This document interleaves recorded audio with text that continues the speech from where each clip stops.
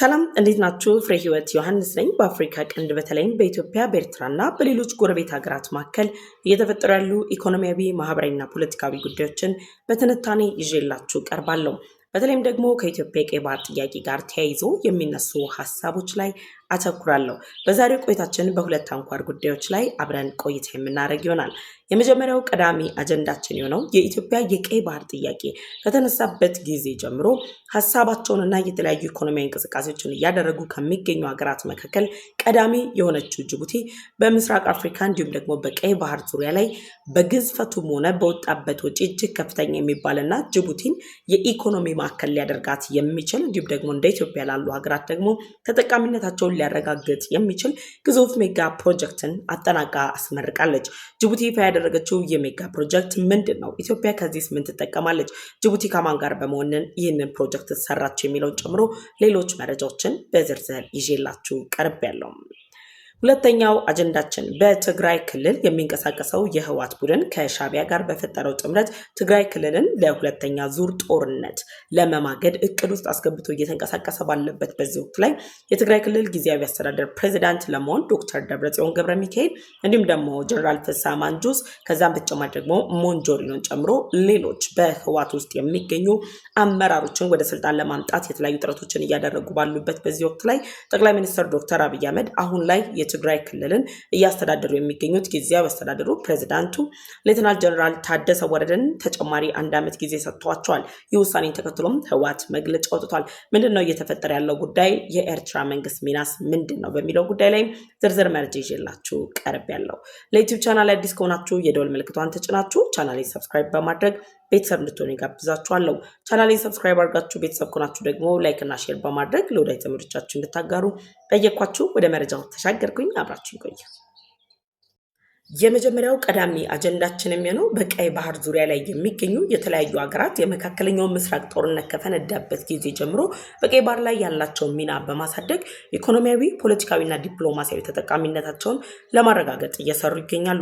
ከነዚህ መካከልም ባለፉት ዘመናት ላይ ለቀይ ባህር ስትራቴጂካዊ አጋር በመሆን የተለያዩ ሀያላን ሀገራት የጦር ሰፈራቸውን የገነቡባት፣ የጦር ሰፈራቸውን ከመገንባትም ባለፈ ደግሞ ጅቡቲን በመጠቀም የራሳቸውን የሆነ የቀይ ባህር እንቅስቃሴና ሚናን ለማሳደግ ጥረት እያደረጉ ባሉበት በዚህ ወቅት ላይ ጅቡቲ የቀይ ባህር ጥያቄን በማንሳት በታሪክ ከቀይ ባህር በግፍ የተገለለች ኢትዮጵያ ዳግም ወደ ቀይ ባህር ለመመለስ ያላትን ፍላጎት ገልጻ እየተንቀሳቀሰች ባለችበት በዚህ ጊዜ ላይ ከነ ግብጽና ከነ ኤርትራ ከሶማሊያ ጋር በመተባበር ጭምር ሀያላን ሀገራት በራስ ገዟ ሶማሊላንድ ላይ ያደረጉት ያለው ትኩረት ለራስ ገዟ ሶማሊላንድ እየሰጡት ያሉትን ቅድሚያ እንዲያቆሙና ሙሉ ትኩረታቸውን ከጅቡቲ ጋር እንዲያደርጉ የተለያዩ ጥረቶችን ስታደርግ ቆይታለች። ታዲያ ጅቡቲ እነዚህ ሁሉ ጥረቶቿና እያደረገቻቸው ያለችው እንቅስቃሴዎች ግን የመሰረተ ልማት ግንባታ ሳይከናወንባቸው ኢኮኖሚያዊ በላይነቷን ሳታስጠብቅ ፖለቲካዊና ዲፕሎማሲያዊ ጫናዎችን መፍጠር ካልቻለች በራስ ገዟ ሶማሊላንድ የተደረጉ ትኩረቶች ወይም ደግሞ ስትራቴጂካዊ የሆኑ አቅጣጫዎች ሙሉ ለሙሉ ፊታቸውን ወደ ጅቡቲ እንደማያዞሩ ጭምር የተለያዩ የሚዲያ ተቋማት ፖለቲከኞች ከመግለጽ ባለፈ ሀያላን ሀገራት ጭምር ወደዛ አካባቢ ላይ ሙሉ ትኩረቶችን የማድረግ ዝንባሌዎችን ሲያሳዩ ቆይተዋል። በእነዚህ ሁሉ እንቅስቃሴዎች ታዲያ የቀይ ባህር አሁናዊ መሰረታዊ ከሚባሉ ጉዳዮች መካከል ለንግድ እንቅስቃሴ ለሚሊተሪ የሚጠቅሙ ግዙፍ መርከቦች አሉ። እነዚህ መርከቦች በተለይም ደግሞ በአፍሪካ ቀንድ የሚገኙ ሀገራትን ጨምሮ ሌሎች ሀገራት ግዙፍ መርከቦቻቸው የተለያዩ አደጋዎች ሲደርሱባቸው፣ ጥቃት ሲደርሱባቸው እድሳት በሚያስፈልጋቸው ጊዜ ላይ ጭምር ከፍተኛ የሚባል ረብጣ ቢሊዮን ዶላርን በመክፈል ወደ ሲንጋፖርና ሌሎች የዓለማችን ሀገራት በመላክ የቀናት ርዝማኔ ተወስዶባቸው ከፍተኛ ወጪ ወጥቶባቸው ጥገና ተደርጎላቸው ይመጣል። ከነዚህ መካከልም የጅቡቲ መርከቦች ተጠቃሽ ናቸው። የጅቡቲ ብቻ ሳይሆን ከቀይ ባህር ርቃ የምትገኘው ሀገራችን ኢትዮጵያ መርከቦችም ለጥገና ከፍተኛ የተባለ ወጪን በመውጣት ወደ ሲንጋፖርና ሌሎች ሀገራት በመሄድ ጥገና ሲደረግላቸው ቆይቷል። እነዚህ በቢሊዮን የሚቆጠሩ ወጪዎችን ታዲያ ጅቡቲ አሁን ላይ ለማስቀረት ባደረገችው እንቅስቃሴ ከፍተኛ የሚባሉ ትልልቅ መርከቦችን ለመጠገን የሚያስችላትን አቅምን የገነባ የመርከብ መጠገኝ ወይም ደግሞ የመርከብ እድሳትና መርከቦችን መገጣጠም የሚችል እጅግ ግዙፍ የተባለ ሜጋ ፕሮጀክትን ሰርታ አጠናቃ ወደ ተግባር ገብታለች። ጅቡቲ ታዲያ በቀይ ባህር ላይ የሚስተዋለውን ለመርከቦች ጥገና፣ ለመርከቦች እድሳት የሚወጣውን ወጪ መነሻ በማድረግ የገነባቸው ይህ ግዙፍ ፕሮጀክት 217 ሜትር እርዝማኔ ያለው 217 ሜትር እርዝማኔ ከመኖሩን በተጨማሪ ደግሞ ተንሳፋፊ ዶክ ወይም ደግሞ ፍሎቲንግ ዶክ የምንለውና ከ20 ሺህ ቶን በላይ መሸከም የሚችል አቅም ያለው በመሆኑ ይህን መሰሉ የመርከብ መጠገኛ ማዕከል በምስራቅ አፍሪካም ሆነ በቀይ ባህር ዙሪያ ላይ ከሚገኙ የፍሎቲንግ ዶኮች ሁሉ በቀዳሚነት ሊቀመጥ የሚችል እጅግ ግዙፉ ተደርጎም ይወሰዳል።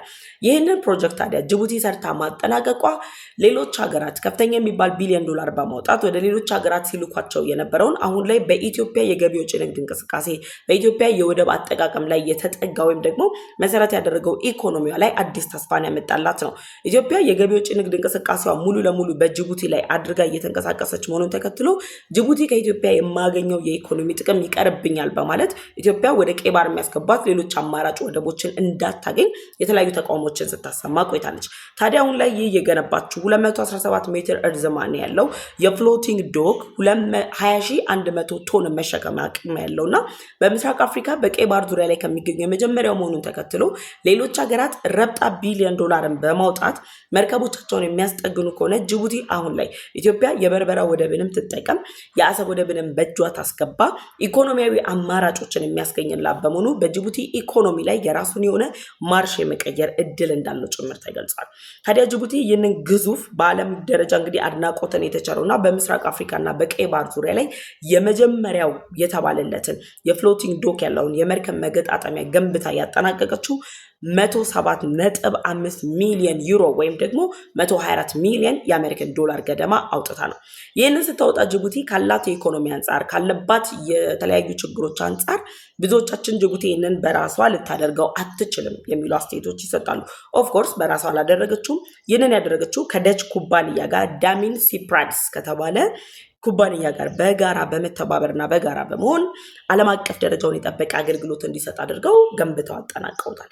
የጅቡቲ ይህንን ገንብታ ማጠናቀቋ ከኢትዮጵያ ጋር በቅርብ ጊዜ እንግዲህ አይታችሁ ከዚህ በፊት መረጃው ሰርቼላችኋለሁ እንደሰማነው ማንኛውም የመካከለኛው ምስራቅ ጦርነት መነሻ አድርጎ በአካባቢ በሚፈጠሩ ውጥረት ላይ የጭነት አገልግሎት የሚሰጡ መርከቦች በጅቡቲ ወደቦች የሚጠቀሙ ከሆነ ለኢትዮጵያ ወደቦች ቅድሚያ ያሰጣሉ ብላለች። ይሄ ማለት ደግሞ ኢትዮጵያ በመርከቦቿ ላይ ሊገጥሟት የሚችሉ ማንኛውም የጥገና ጥያቄዎች በመርከቦቿ ላይ ሊያጋጥሟት የሚችሉ ጥያቄዎችን ሁሉ ጅቡቲ አዲስ በሰራችው የመርከብ መጠገኛ ማዕከል ላይ ለኢትዮጵያ የመርከብ ጥገናዎች ጭምር ቅድሚያ እንደምትሰጥም ያሳየችበትን እድል ያጎናጸፈል ነው።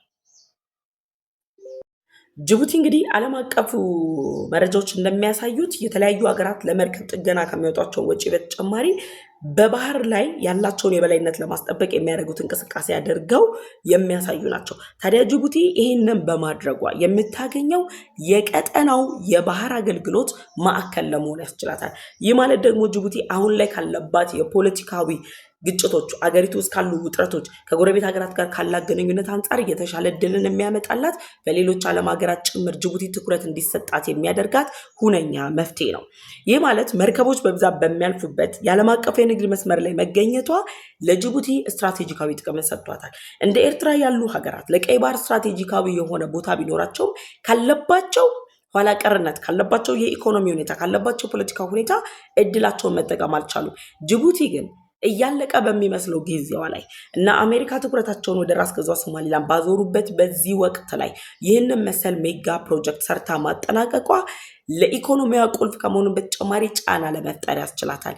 ይህንን ደግሞ ለማድረግ በዓለም አቀፍ ደረጃ ተሰሚነት ያላት የፖለቲካዊ ኢኮኖሚያዊና ዲፕሎማሲያዊ የሆነ ተጽዕኖን እየፈጠረች ካለችው ኢትዮጵያ ጋር ያላትን ወዳጅነት በማጠናከር ከነ ግብፅና ከነ ኤርትራ ጋር የፈጠረችውን ጥምረት ሙሉ ለሙሉ ውድቅ አድርጋ ከኢትዮጵያ ጋር በአፍሪካ ቀንድ ላይ የመጀመሪያዋ ጠንካራ ኢኮኖሚ ያላት ሀገር ለመሆን የምታደርገውን ጥረት የሚደግፍላትን ጉዞ ለማድረግ ያስችላታል።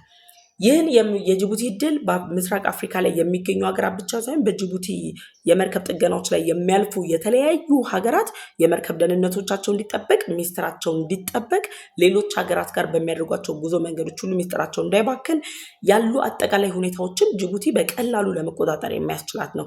ይህ ማለት እንደ ኢትዮጵያ ላሉ ሀገራት ሌሎች ሀገራትን በመጠበቅ ወይም ደግሞ በሌሎች ሀገራት ከፍተኛ ወጪን በማውጣት ዘመናዊ ጥገናን ፍለጋ የምታደርገውን ጉዞ በጎረቤት ሀገር ጅቡቲ ላይ ለማስቀረት የሚያስችላት ነው። ሌላኛው የዚህ ፕሮጀክት ጠቀሜታ የንግድ ፍሰትን ማሳለጥ ነው። ይህ ማለት መርከቦች ጥገና ለመሄድ በሚያደርጓቸው ጊዜያት ላይ የጥገና ጊዜያቸው እጅግ ይቆያል። ያ መቆየት ደግሞ የሚኖሩ የገቢ ውጭ ንግድ እንቅስቃሴዎች ላይ እንቅፋትን ይፈጥራል። ታዲያ አሁን ላይ ጅቡቲ ባመጣችው በዚህ እድል ግን ኢትዮጵያን ጨምሮ ሌሎች በቀጠናው የሚገኙ ሀገራት በሚኖራቸው ትስስር በአጭር ጊዜ ውስጥ በቀልጣፋ አገልግሎት ዘመናዊ የሆኑ አገልግሎቶችን በማግኘት የንግድ ፍሰታቸውን ለማቀላጠፍና የንግድ ፍሰቱን አጠናክረው ሄደው አዲስ የተባለ እድልን እንዲያገኙ ያደርጋቸዋል። ከዛ በተጨማሪ ደግሞ የኢኮኖሚ ትስስርና የስራ እድልን ይፈጥራል። በነገራችን ላይ በሀገራችን አሁን ከቅርብ ጊዜ ወዲህ መርከብ ላይ የሚሰሩ ስራዎችን በትሬኒንግ መልክ የሚሰጡ ተቋማት ተፈጥረዋል። እነዚህ ተቋማት ደግሞ የስራ እድልን ከመፍጠርም በተጨማሪ ወጣቶችን በዚህ ተጠቃሚ እያደረጓቸው ነው የሚገኙት። ስለዚህ የኢኮኖሚ ትስስርን በመፍጠር የስራ እድልን የመፍጠር እድሉ እጅግ ከፍተኛ ነው። ይህ ማለት ጅቡቲ የገነባችው ካምፓኒ ላይ ኢትዮጵያውያን ወጣቶች ሄደው ይቀጠራሉ። የሌሎች ጎረቤት ሀገራት ወጣቶች ጭምር በመቀጠር የስራ እድልን ያገኛሉ። ኢኮኖሚያዊ ትስስራችንን ያጠናክሩልናል። ስለዚህ ጅቡቲ አት ዘ ኢንድ ኦፍ ዘ ዴይ ላይ በማንለው መልኩ ነገር ግን መሰረታዊ ጊዜውን በጠበቀና ወቅቱን በጠበቀ መልኩ በወሰነችው ውሳኔ ረብጣ ቢሊዮን ዶላሮቻችንን ከሌሎች ሀገራት ላይ ሴቭ ማድረግ ችለናል። አጭር፣ ቀልጣፋ፣ ቀኑን የጠበቀና ዘመናዊ አገልግሎት ማድረግ የምንችልበትን እድል አግኝተናል። ከዛም ባለፈ ደግሞ የስራ እድልና ኢኮኖሚ ተጠቃሚነታችንን የምናረጋግጥበትን ሜጋ ፕሮጀክት ሰርታ አጠናቃ እንካችሁ ብላናለች። በዚህ ጉዳይ ላይ ሀሳብ አስተያየታችሁን በኮሜንት ሴክሽን አሳውቁኝ። ወደ ሁለተኛውና የመጨረሻ አጀንዳም ተሻገርኩኝ።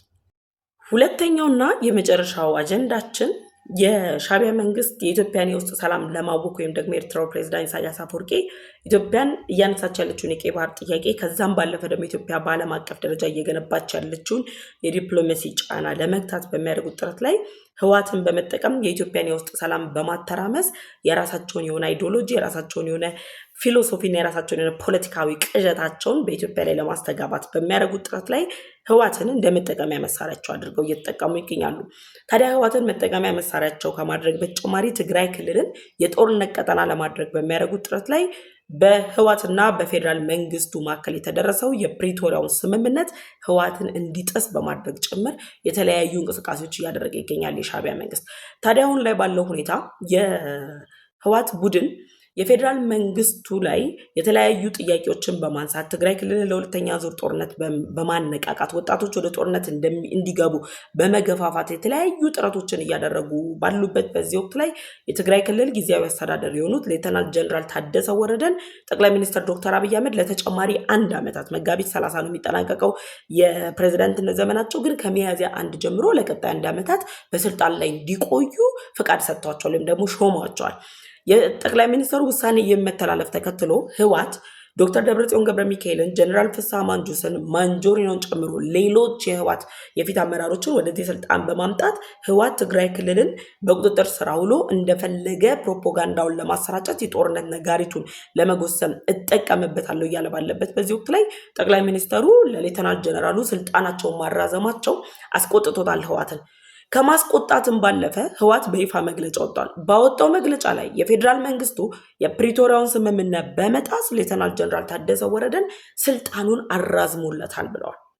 በነገራችን ላይ ህወሓት አሁንም ቢሆን የተባበሩት መንግስታት ድርጅት፣ የአፍሪካ ህብረት፣ ለሌሎች ዓለም አቀፍ ተቋማት ጭምር እያቀረበ ባለው ጥሪ ፌዴራል መንግስቱ የፕሪቶሪያው ስምምነትን ጥሷል ብሏል። ህወሓት ግን በትግራይ ክልል የፕሪቶሪያው ስምምነትን ከተፈራረመ ጀምሮ አሁን ድረስ እያደረገ ያለው እንቅስቃሴ ከሻዕቢያ ጋር የፈጠረው ጽምዶ የፕሪቶሪያው ስምምነትን በመጣስ እያደረገ መሆኑን ተከትሎ ያን እንኳን መጥቀስ አልፈለገም። ስለዚህ ሌተናል ጀነራል ታደሰ ወረደ ሹመታቸውን እንዲቀጥል ሲደረግ ህወሓት የፕሪቶሪያው ስምምነት ተጥሶብኛል፣ ፌዴራል መንግስቱ ሹመት መስጠትም ሆነ ማጽደቅ የሚችለው በህወሓትና በፌዴራል መንግስቱ መካከል በሚኖረው ውይይትና በሚተላለፍ ውሳኔ ነው ብሏል። በየትኛው በኩል ነው በፌዴራል መንግስትና በህወሓት መካከል ውይይት ሊደረግ የሚችለው? የሰላም ጥሪ ሲጠራላቸው ያልተቀበላቸው አካላት፣ ህዝቡን ወደ ጦርነት አትግፉ ስትባሉ ያልተቀበላቸው አካላት፣ በሀገር ደረጃ የሚፈጠሩን የሁለትዮሽ ጥምረቶች ጽምዶ በሚል ሽፋን ወታደራዊ ጥምረት ፈጥራችሁ የጦር መሳሪያ እያንሸራሸራችሁ ህዝቡን ለጦርነት ልትማግዱ ድግሳችሁን እየደገሳችሁ ያላችሁ አካላት አሁን ላይ ደግሞ መጥታችሁ የፌዴራል መንግስቱ እኛን ሳያማከር ለሌተናል ጀነራል ታደሰ ወረደ ስልጣን መስጠት መብት የለውም የሚል መግለጫ የሚያወጣው ህወሓት በምን በመነሳት ነው? ህወሓት እያነሳ ያለውን ጥያቄ በተደጋጋሚ የኤርትራ መንግስት እንደሚያቀርበው ከሆነ የኢትዮጵያ መንግስት ውስጣዊ ችግሮቹን ለመፍታት አቅም ስለሌለው ወይም ደግሞ ውስጣዊ ችግሮቹን መፍታት ስላልቻለ በኤርትራ የቀይ ባህር ጥያቄ ላይ አተኩሮ እየተንቀሳቀሰ ነው የሚለው ክስን የሚያቀርበው ህወሓት ጋር ያለውን ሁኔታ ነው። ህወሓት በፌዴራል መንግስቱ በተደጋጋሚ ጥሪ ቀርቦለታል። የትግራይ ህዝብ ለጦርነት አንጋበዝም፣ ጦርነት አንፈልግም፣ ካለፈው የጦርነት ሀዘናችን እንኳን አልወጣንም፣ ለሁለተኛ ዙር ጦርነት አትማግዱን የሚል ቅሬታ እያቀረበ ነው። ራሱን ህወሓትን ክደው እንደ ነፃ መሬት አይነት ያሉ ኃይሎች ሌሎች ኃይሎች ጭምር ህወሓትን አንፈልግም ብለው የራሳቸውን ኃይል እያደራጁ ነው ያሉት። የህወሓት የፊት አመራር የነበሩ አካላት ዛሬ ላይ ትግል ገብተዋል፣ ወደ ሌላ ህወሓትን ተቃውመው። እነዚህ ባሉበት ሁኔታ ላይ ከሻዕቢያ ጋር ተጣምረው ትግራይ ክልልን ሌላ የታላቋ ትግራይ የሚል አይነት ድሪም ይዘው የሚንቀሳቀሱ አካላት ፌዴራል መንግስቱ ሌተናል ጀነራል ታደሰ ወረደን አንድ አዲስ ፕሬዝዳንት አድርጎ መሾሙ አግባብነት የለውም የሚል መግለጫ ማውጣት ድፍረቱን ማን ነው የሰጣቸው? አሁን ላይ ባለው ሁኔታ ሌተናል ጀነራል ታደሰ ወረደን በነገራችን ላይ የህወሓት ባለስልጣናት ለፌዴራል መንግስቱ መረጃ ያቀርባል፣ ፌዴራል መንግስት ጋር አብሮ እየሰራ ነው በሚል ጭምር ጠምደው ይዘውት ነበረ። የተለያዩ እቅዶችንም አውጥተውበት ነበር። ሹም ሽረት ሊፈጽሙም ነበር። ጠቅላይ ሚኒስተሩ ይህን ውሳኔ ማሳለፋቸው ለህወሓት ለሚሰራው የጦርነት እቅድ ለሚያደርገው ከሻዕቢያ ጋር ለፈጠረው ጥምረት እንቅፋት ስለሆነበት ሌተናል ጀነራል ታደሰ ወረደን መሾሙን ህወሓት በይፋ ተቃውሟል። በዚህ ጉዳይ ላይ ሀሳብ አስተያየታችሁን ኮሜንት ሴክሽን ላይ አስቀምጡልኝ። አብሬያችሁ የነበርኩት እኔ ፍሬህይወት ዮሐንስ ነበርኩኝ። ለዩቲዩብ ቻናል አዲስ ከሆናችሁ የደወል ምልክቷን ተጭናችሁ ቻናሌን ሰብስክራይብ በማድረግ ቤተሰቡ ነኝ። ቻናሌን ሰብስክራይብ አድርጋችሁ ቤተሰብ ከሆናችሁ ደግሞ ላይክ እና ሼር በማድረግ ለወዳጅ ዘመዶቻችሁ እንድታጋሩ ጋበዝኳችሁ። በሌሎች ዝግጅቶች እስከምንመለስ ድረስ ቸር ቆዩ።